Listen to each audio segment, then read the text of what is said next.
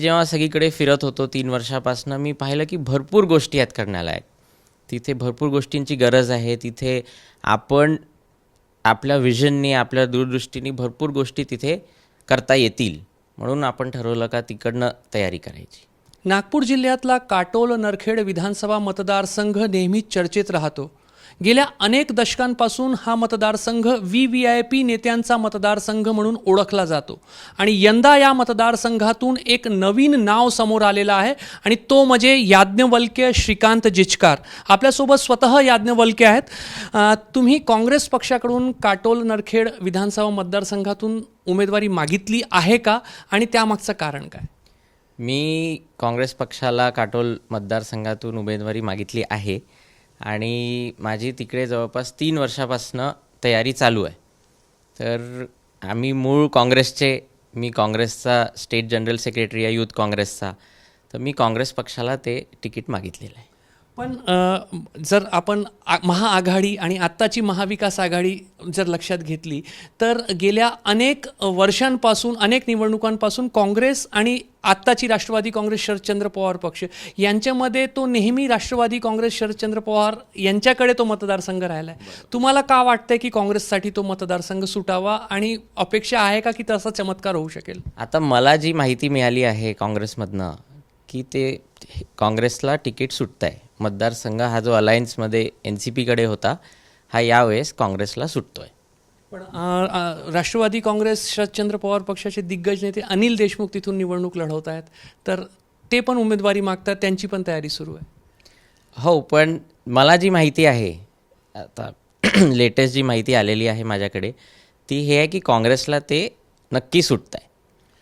तुमचं मूळ गाव काटोल मतदारसंघामध्ये आहे. तुमचे वडील पण त्या ठिकाणातून आमदार राहून चुकलेले आहेत, तर तो एक वारसा आहे आपल्याकडे म्हणून आपली उमेदवारी आहे की तिथे काही तुमचं काम आहे, तुम्ही अनेक वर्षांपासून काम करतायत म्हणून तो तुम्हाला नॅचरल मतदारसंघ आपला वाटतंय?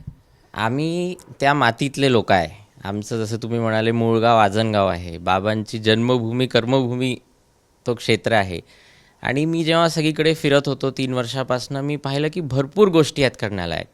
तिथे भरपूर गोष्टींची गरज आहे. तिथे आपण आपल्या विजनने, आपल्या दूरदृष्टीने भरपूर गोष्टी तिथे करता येतील.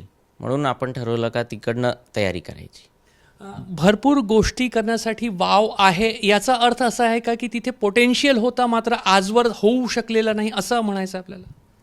भरपूर गोष्टी आहेत तिथे ज्या करायच्या आहेत आणि होऊ शकतात.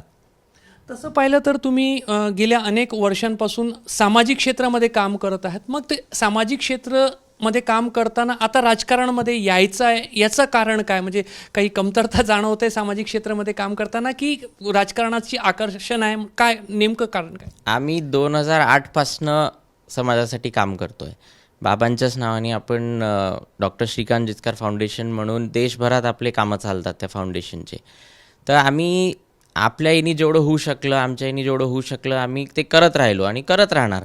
पण आम्ही हे ऑब्झर्व केलं की जोपर्यंत तुम्ही सिस्टीममध्ये जात नाही तोपर्यंत तुम्ही मोठ्या स्केलवरती इम्पॅक्ट नाही करू शकत. कारण की एक लिमिटेशन येऊन जातं शेवटी पर्सनल कपॅसिटीमध्ये. तर तुम्ही जेव्हा सिस्टीममध्ये जाता, जेव्हा गव्हर्मेंटमध्ये जाता तेव्हा तुमच्याकडे तो स्केल वाढतो. तुम्ही जास्तीत जास्ती लोकांपर्यंत पोचू शकता. तुम्ही जास्तीत जास्ती क्षेत्र इम्पॅक्ट करू शकता. तुमच्या वडिलांचाही तो मतदारसंघ आहे. 1980 ते 1985 डॉक्टर श्रीकांत जिचकार काटोल विधानसभा मतदारसंघाचे आमदार होते. त्याच्यानंतर वेगवेगळे पदही त्यांनी भूषवले. तर तो वारसा पुढे नेत आहेत याज्ञवल्क्य असं म्हणायचा की एक नवीन इनिंग याज्ञवल्क्यची स्वतंत्र इनिंग आहे की डॉक्टर श्रीकांत जिचकारांचीच इनिंग पुढे नेणार? शेवटी त्यांच्या शिकवणीवर आम्ही समोर चाललेलो आहे. त्यांच्यासोबत जेवढा आम्ही शिकू शकलो, आम्हाला जे त्यांनी गाईड केलं तर तेच शिकवण घेऊन आम्ही समोर चालायचा प्रयत्न आहे. आणि त्यांचे जे स्वप्न होते त्या क्षेत्रासाठी, त्यांचे जे प्लॅन होते तेच अजून पुढे न्यायचा आम्हाला प्रयत्न आहे. काटोल नरखेड मतदारसंघामध्ये तुमचं मूळ गाव आहे म्हणून तुम्ही त्या मातीतले असं तुम्ही म्हणतात. डॉक्टर साहेबांनाही मानणारा वर्ग नागपूर जिल्ह्यामध्ये खूप मोठ्या प्रमाणावर आजही आहे. हे जे सगळ्या गोष्टी आहेत, डॉक्टर साहेबांना मानणारा जो वर्ग आहे तो तुमची जमेची बाजू ठरेल. म्हणजे एक तुमची जी सुरुवात होत आहे ती काही माइलस्टोन पुढून होत आहे असं वाटतंय? प्रेम खूप मिळत आहे. बाबांना पण जे चाहणारे लोक होते, बाबांचे सगळे जवळचे जे लोक होते आणि इतर पण पूर्ण क्षेत्रातून प्रेम खूप मिळत आहे.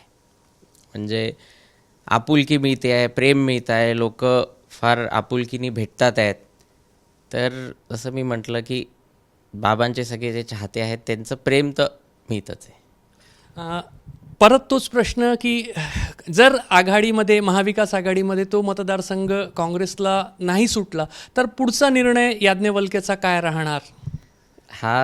ही सीट काँग्रेसला सुटतेच आहे.